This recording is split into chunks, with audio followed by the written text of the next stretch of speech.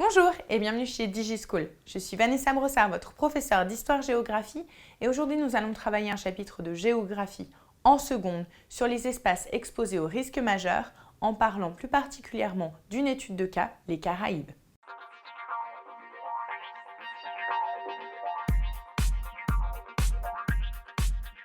D'abord, situons un petit peu les Caraïbes.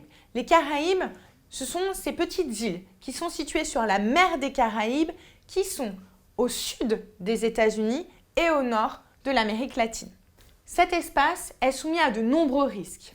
Des risques en lien avec leur situation géographique, par exemple des cyclones, mais également des ouragans et des tempêtes.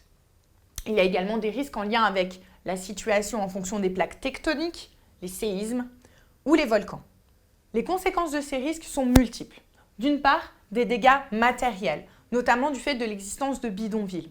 En effet, dans les Caraïbes, de nombreuses îles sont pauvres et les bidonvilles sont constitués de matériaux de récupération qui sont très peu résistants.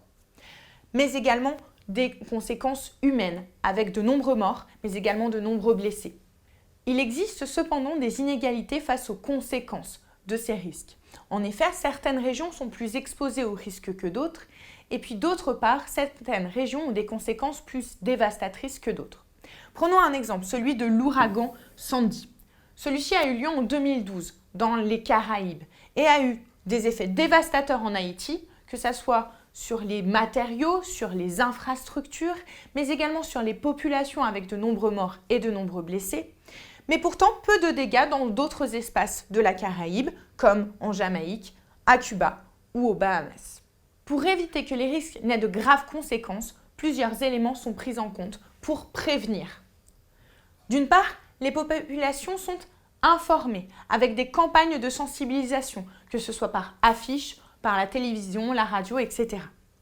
D'autre part, il existe un plan de prévention des risques naturels qui sont prévisibles.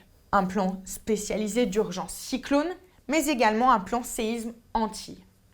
J'espère que cette vidéo vous a intéressé. N'hésitez pas à vous abonner à notre chaîne et à poser des questions si vous en avez besoin dans les commentaires. Et à bientôt chez DigiSchool.